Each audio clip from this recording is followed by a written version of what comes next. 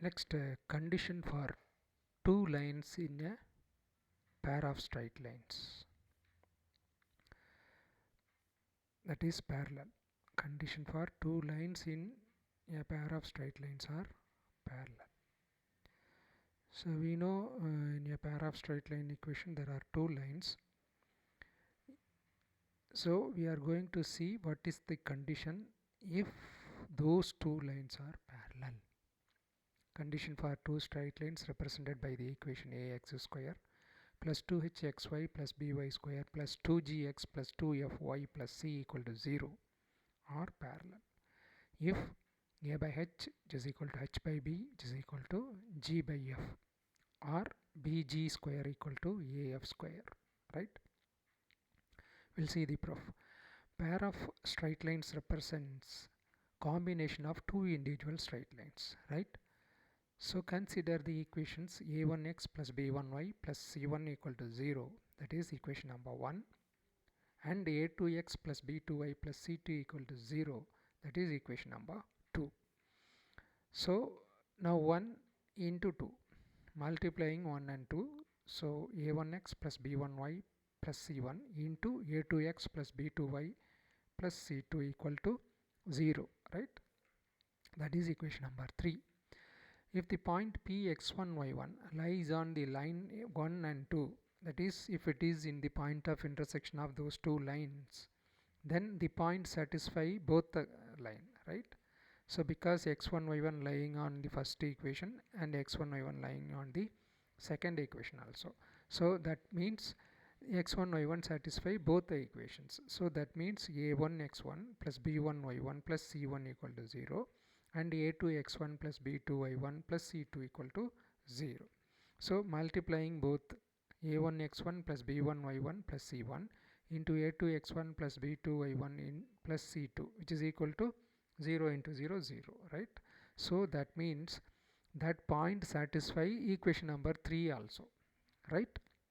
Px1 y1 lying on the equation 3, that is the combined equation, the multiplication of 1 and 2, right? So now 3 implies, right? So we are going to take equation 3 and we are going to expand this equation, right? So a1x plus b1y plus c1 into a2x plus b2y plus c2 equal to 0. So multiplying a1x into a2x, a1 a2 x square, a1x into b2y, a1 b2 xy, a1x into c2, a1 c2 x. Next term, b1y into a2x, b1 a2 xy, b1 into b2 y square, y into y square, b1 b2 y square, b1y c2, b1 c2 y.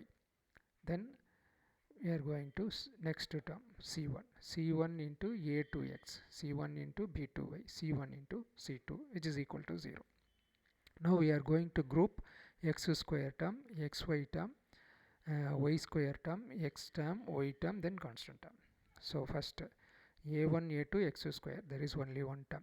Now xy term, there are two terms, a1 b2 then b1 a2. So taking xy common outside, so a1 b2 plus b1 a2 into xy. Next we are going to x term. There are two terms in there are two x terms, right? One is a1 c2x, another one is c1 a2x. Taking x common, so a1 c2 plus c1 a2 into x. Now we are going to y term. There are two y terms, b1 c2 y and b2 c1 y. So b1 c2 plus b2 c1 into y. Next y square term, there is only one y square term, b1 b2 y square. Then constant term, there is only one constant term, c1 c2 plus c1 c2 equal to 0. That is ax square plus 2hxy plus 2gx plus 2fy plus by square plus c equal to 0, which is in the standard form, right? Where a is nothing but a is equal to a1 a2, b is equal to b1 b2, c is equal to c1 c2, 2h is equal to a1 b2 plus b1 a2, 2g is equal to a1 c2 plus c1 a2, and 2f is equal to b1 c2 plus B2 C1, right? Now slope of a1x plus b1y plus c1 equal to 0 is, we know ax plus by plus c slope is a by minus a by b, right? So here a1 instead of a you are having a1 and in the place of b you are having b1. So just to replace the slope is minus a1 by b1. Now in the second equation, slope, right? Slope of a2x plus b2y plus c2 is minus a2 by b2. If a1x plus b1y plus c1 equal to 0 and a2x plus b2y plus c2 equal to 0 are parallel, these two lines are in the combination, that is pair of straight line, ax square plus 2hxy plus by square plus 2gx plus 2fy plus c equal to 0. These are the two lines inside that one. So these two combination of these two lines gives that common representation, ax square plus 2hxy plus by square plus 2gx plus 2fy plus c equal to 0. So these two lines are parallel. Suppose if it is parallel, then we know slope of 1 equal to slope of 2. If two lines are parallel, we know m1 equal to m2. Slope should be equal, right? So slope of 1 equal to slope of 2, that is minus a1 by b1 equal to minus a2 by b2, that is a1 by b1 equal to a2 by b2. Now a1 by b1 equal to a2 by b2, which is equal to multiplying the numerator on both a1 a2 by multiplying the numerator and denominator by a2 of the first one, a1 a2 b1 a2, right? This is the properties of ratio. We are going to use common denominator properties, right? Similarly, a2 b2 multiplying a1 with the second term, right? Second equality. So a2 a1 b2 a1. So which is equal to adding both a1 a2 plus a1 a2, adding the third one and fourth one, right? Equality. So which is equal to adding the numerator a1 a2 plus a1 a2 by b1 a2 plus a1 b2. a1 a2 plus a1 a2 2 a1 a2 by b1 a2 plus a1 b2. So 2 a1 a2 is, we know a, right? We have already taken, right, in the previous step, right? So 2a by b1 a2 plus a1 b2 is 2h, right? That is equation number 4. 2 and 2 get cancelled, a by h, right? That is equation number 4. Now a1 b1 plus a2 b2, we are taking the same ratio, which is equal to, now we are multiplying and with the first ratio b2, right, in the numerator and denominator, which is equal to a1 b1 into, so a1 b2 by b1 b2, and we are taking the second ratio a2 by b2, we are multiplying numerator and denominator by b1, so a2 b1 b2 b1. Now we are adding the numerator and denominator, which is equal to a1 b2 plus b1 a2 by b1 b2 plus b1 b2, so which is equal to a1 b2 plus b1 a2 divided by 2 b1 b2. So a1 b2 plus b1 a2 value is 2h. So b1 b2 value is b. So 2h by 2b. 2 and 2 get cancelled, h by b. That is equation number 5. Now again we are taking the same ratio a1 by b1, which is equal to a2 by b2.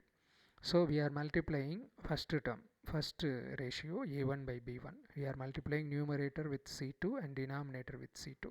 a1 c2 by b1 c2. Now we are going to take second ratio a2 b2. We are multiplying numerator with c1 and denominator with c1. So a2 c1 by b2 c1. Now we are going to add both the ratio, third and fourth ratio, right? a1 c2 plus a2 c1 by b1 c2 plus a1 c2, right, which is equal to, so numerator is a1 c2 plus a2 c1 2g, b1 c2 plus a1 c2 2f, so 2g by 2f, 2 and 2 get cancelled, g by f. That is equation number 6. So 4 5 and 6 implies, right? We will get a by h, 4 5 and 6, right? Not 5 6 7. So 4 5 6, a by h equal to h by b, which is equal to g by f.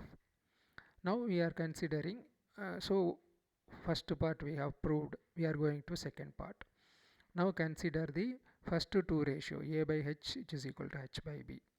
So cross multiplying a into b, h into h square. ab is equal to h square. That is equation 7.